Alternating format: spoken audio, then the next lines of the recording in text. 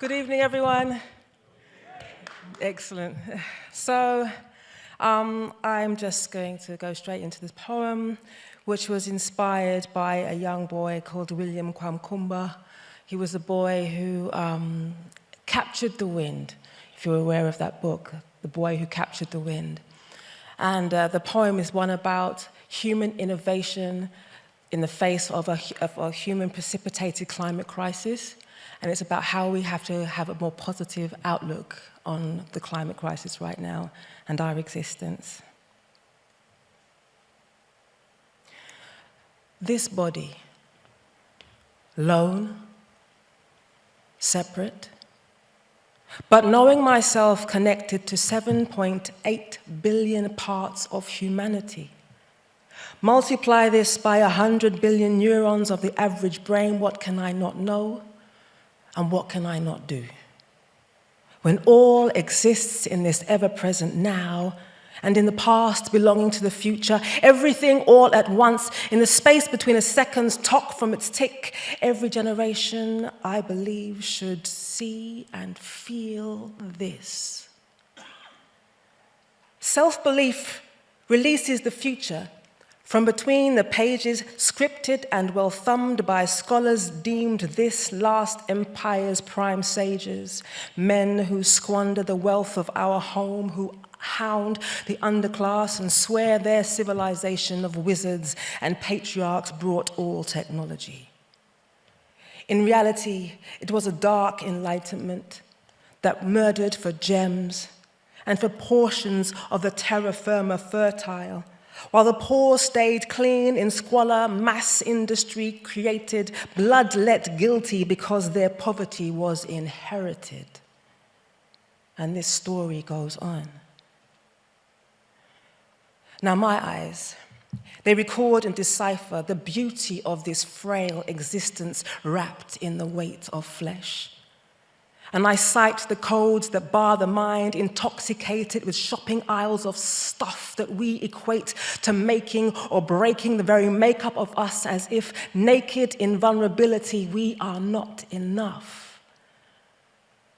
Now this is the heist of the century, a deception of moonlight's shadow to scare us to be tough, to bury our authentic selves blind to trust as if love is a fathomless trough from which we must bottom feed disappointed and told lies of how some are appointed more equal inside this matrix.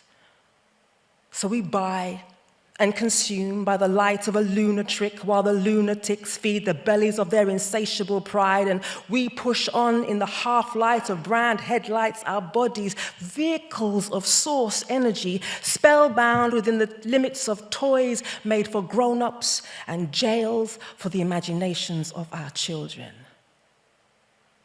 Now, I am not considered one of the chosen ones.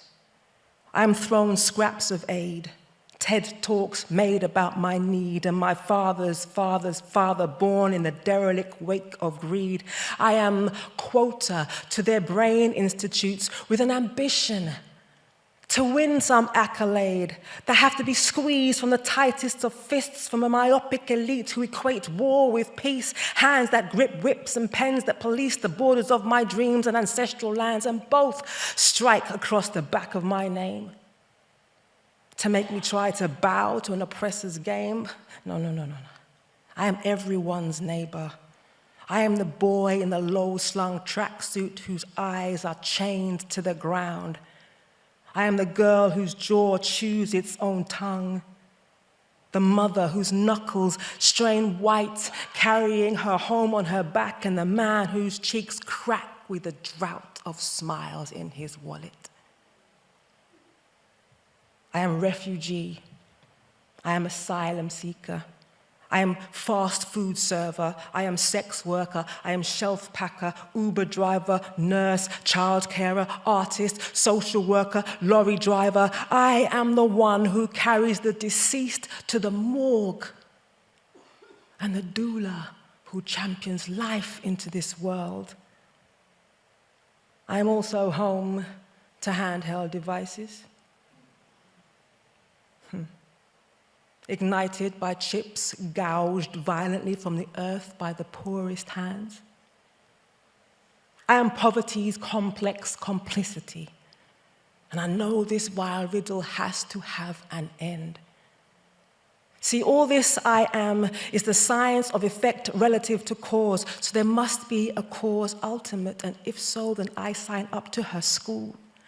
And I feel my connection to the center of the earth's labyrinth before the colonizers quested to make her bitch. She will not stand for this. And she made us, all of us, in her image. And she is no slave. She is tyranny and home. In my ear to her ground, I hear secrets in the dust on my cheek. Hair rooting as antenna, I hear reverberations, ruminations about us, her philosopher's stone, us, her opus magnus, us, who can turn war scars on the heart into gold, and I dream I fall into her magic, feel the milk of her finest silk silt on my skin. I imagine Darwin's theory in reverse, and I dream of returning to water, each drop with genius within. I melt into iron fleck, porcelain, clay, and saltpeter. I am the spark catcher, the vessel, seed vessel of the flame. Us, human.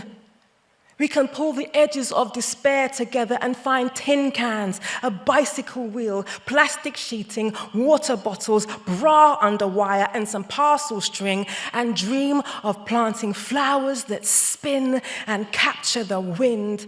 I dream of leaving the frontal lobe of intellect and step into imagination's Eden. A replenishing garden to paint our home the colors of our determination with just these clever hands. Some people might be poor and born on the wrong side of the digital divide, but they do. They have clever hands. So I am no victim or a poverty statistic. I am the technology of necessity.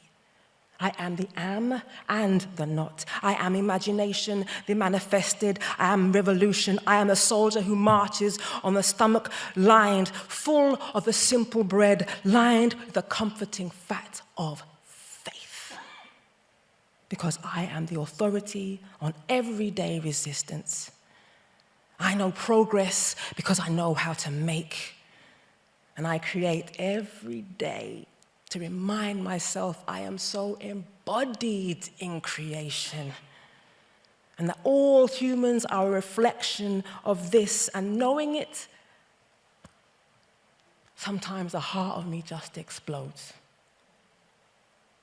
And I know I must settle in the knowing and wake each morning and make something.